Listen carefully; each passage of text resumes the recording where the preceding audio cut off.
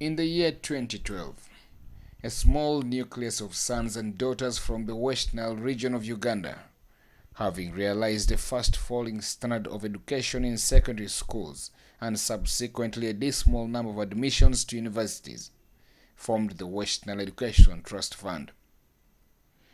The Education Trust Fund, a component of the West Nile Foundation, became a mutual fund for the community of the region. Mr. Robert Ejiku is the Vice President of the Trust Fund. The West Nile Education Trust Fund is an idea that was born out of a need for those of us hailing from West Nile to unite and make a small contribution to our region, to our communities, and particularly those who are vulnerable, unable to afford education, to help our people improve the standards of education so that we could be able to compete in the world stage today.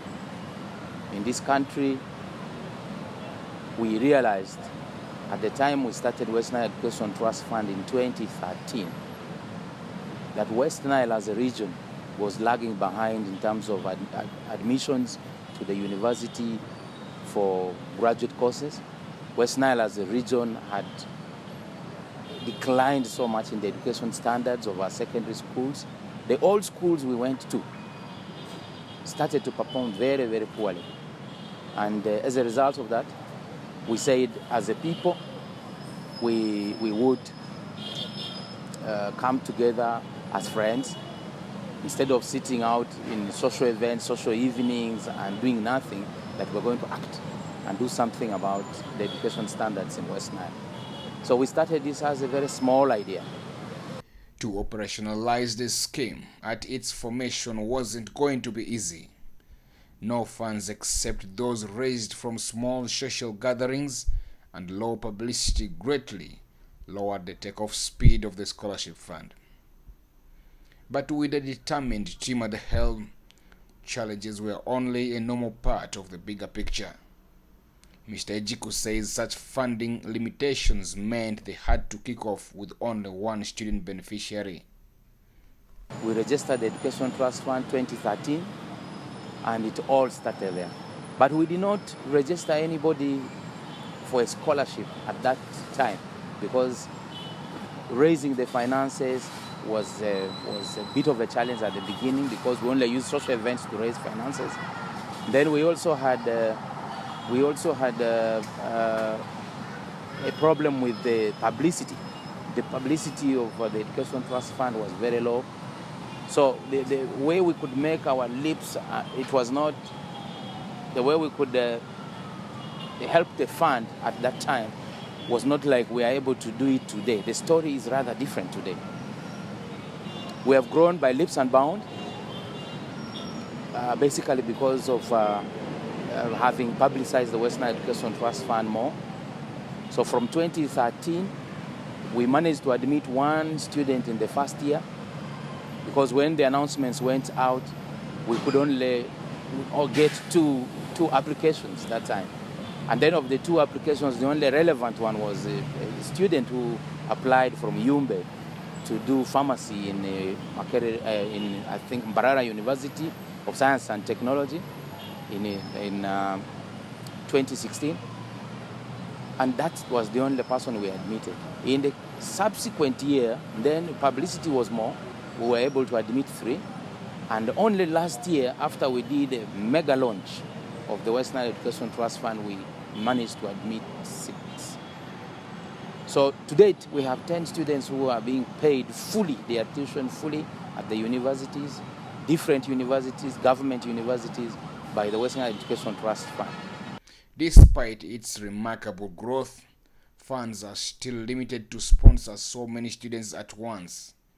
Priority had to be given to bright but underprivileged science-oriented students seeking to pursue university education.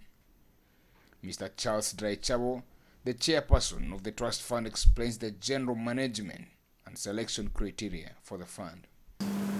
We have very high billing approach to ensure that we get the right students who benefit from this scheme. So in our selection procedure, We identify students who are brilliant but are very vulnerable and are not able to continue with their education because of their situation of vulnerability. So this vulnerability may be because they are orphans or because their guidance cannot be able to proceed to afford to pay for them. So when we run the advert to invite students to apply, we look for students who have excelled and have been admitted for a professional science course in the university. So one thing is that you must have obtained an admission in a public university to do sciences. In the last 2 or 3 selections, we have been focusing on medicine, engineering, and pharmacy. So you must have obtained an admission in any public university for any of these courses. 2, you must be proved to be needy in a sense that you are not able to continue with the education without support. 3, you must have hailed or originate from West Nile, regardless of which district in West Nile, but you must be by origin from West Nile. And 4, we also have to get a commitment on an undertaking from the student that they will promote West Nile Education Trust Fund when they complete this. So when we put all these factors together, then we set up a screening committee to be able to vet. These are independent people who comprise men and women of high integrity in our community, who constitute themselves purposely to select the students who merit admission in these universities. We made them independent so that their decisions are not in any way influenced by the members of the trustees. So they come from any part of the district. They are opinion leaders, they are elders, they are people of high moral integrity. So they set up their own committee, they do the process of vetting, they write a report, and then they recommend the kind of students who, based on our criteria, they think can be shortlisted and can be benefiting from this. So based on the report, the selection committee submits to us as trustees. We then make a decision based on the availability of funds that we will be able to sponsor for that particular year. 10 students are now pursuing different science courses after the mega launch of the fund in 2018.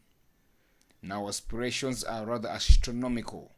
Mr. Drychev explains that the projection is to sponsor over 350 in the next 10 years with a whopping 4.7 billion shillings needed for the cause.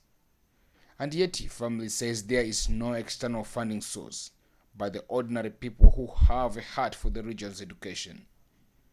As a mutual trust of the people from West Nile community, ultimately, by definition, our sources of fund comes from the community. And the community can be categorized in the following ways. 1, the volunteers, voluntary contributors from members of the West Nile community. Individuals, organizations, or groups of people who identify themselves with the cause of the West Nile Education Trust Fund, who voluntarily come up and say, I'm making this small contribution, 100,000, 200,000, which goes into our account as a consolidated fund. That's one source of money that we've been obtaining. The second source is by article of association, by our constitution, the trustees are supposed to contribute money.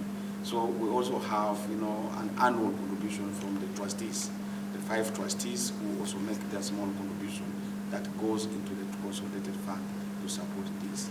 Another category of contribution comes from what we call the collection from the gate during the West Nile night, which is a monthly disco tech fundraising event which is organized, where the different groups of people who come from West Nile go for entertainment, for a disco dance, to enjoy themselves, to have fun, but as a matter of consideration, they take it that they would like to make a contribution. So they charge themselves a fee of 10,000. So this gate collection is collectively contributed and then put in the consolidated fund. So by that means that any member of the community, whether from Kampala or those from Arua, from maybe from Moyo, who happen to be in Kampala, and they go and do actually take part in that dance, they contribute 10,000 towards that consolidated fund. Another source of funding is a fundraising event, like we're planning to have one this Friday, 28th of June 2019. We had the launch last year in April. During a dinner, we give opportunity for people to come up and make voluntary contribution. Why dinner? Why fundraising? The dinner is to bring people together. In our culture, we say when we want to make contributions, when we want to talk, when we want to speak to each other, we gather together over a meal. We eat together and then we deliberate. So it's important that people also do identify this, that when we're organizing the dinner, it's not just for the purpose of the dinner, that we want people to come together, but more importantly, use that opportunity to make whatever contribution that you can make to the community. So these are our major sources of funding. We do not get funding from any political affiliations or from any interest group. It's basically from the members of the community, as individuals, or as groups, or as companies who identify with the cause of the West Nile Education Trust Fund. So those are our major sources of funding so far. Some of them are in-country, and I should mention that some are also from outside. For instance, we had one of the colleagues, Dr. Andy, I should mention him here, who happened to come, and when he saw this good thing and went back to UK and mobilized his colleagues under the Rotary Club, and they sent us £300, which was very great for us as a contribution. We also received a grant from the New Vision Chief Executive Officer as a seed capital that helped us to set up this. So it is this kind of individual contributions, contributions from the community, contributions from the groups of the people, gate collections that help to pull together these resources which we are using to support our students who are not able to continue with education. 3 of the 10 beneficiary students are studying at the prestigious Makerere University. Jonathan Anyama Akomi, second-year medicine and surgery student, hails from a Jumani Town Council.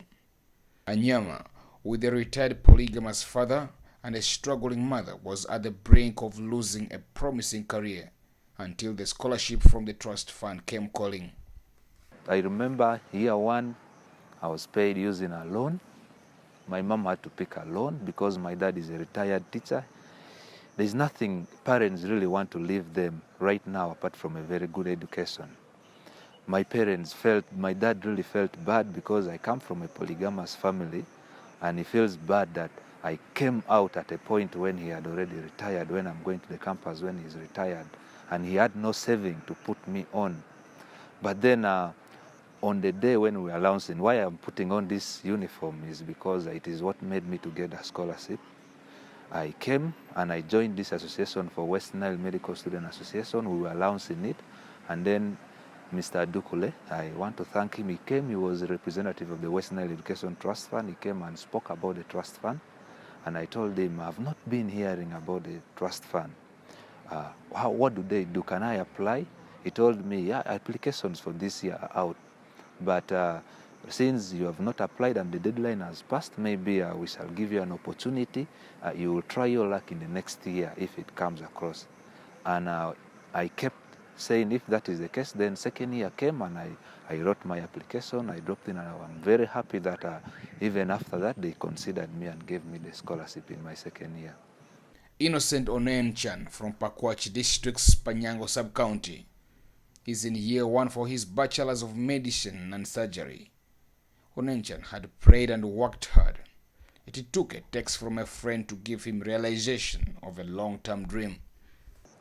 A friend of mine sent me a text when I told her that I'd got an admission, and the text was advertising for this scholarship, and I'd prayed for a long time to God that if I would get an opportunity to get a scholarship. So this was like an opportunity, so I had to take it and apply.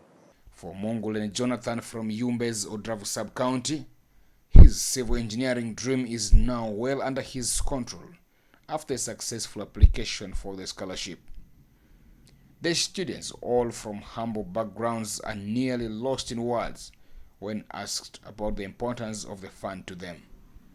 Wow, it was not really easy because I never thought that I was going to get the opportunity to study in my university, because the tuition and other things, it was not going to be possible. The coming of West Nile Education Trust Fund has given me the chance to at least study, get a bachelor's degree, to get a bachelor's degree in a university, in a great institution like Makerere. I think I'm so thankful for that.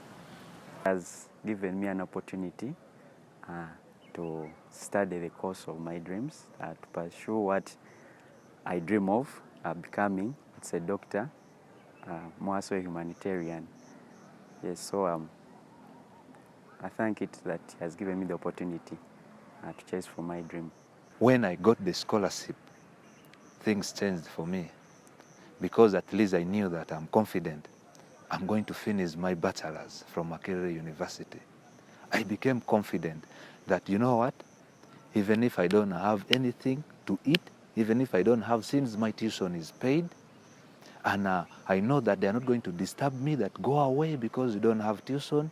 The only thing I had for myself was get my books and read, because the trust fund has told me they're taking it over, paying my tuition, and then my functional fee, and I had nothing to do, just to say thank you to God, and I continue with my studies. This successful batch has one distinguished thing in common. They admit that it took them hard work to get the scholarships. And to the other intending students, there can be no shortcuts. What I will tell somebody out there is, especially somebody who is doing well in the education field, and who is somebody who is still studying right now. What I will just tell him is, let him or her do his best in whatever he's doing. You never know, there are chances out there, chances like to study, have scholarships like this of West Nile Trust Fund, Education Trust Fund. Yeah, you never know. You just have to be the best in whatever you do, and chances will come to you like this. Through hard work, give as you're studying, giving your best, do your best to get the necessary results. When you don't have the opportunity to continue with your studies, but you're having the results, there will always come an opportunity. God will always provide for you an opportunity for you to continue with your studies. I also didn't have, I didn't know what was coming next, but from nowhere I got this opportunity. But because I had got the results and the chance came, I had to seize it. So someone out there should just continue working hard, and when the time comes, you can also have this opportunity. To the people outside there, I would like to say, if you know you're a member from West Nile and you're a student, just read. Read hard, because there are people who are ready to help you if you're needy.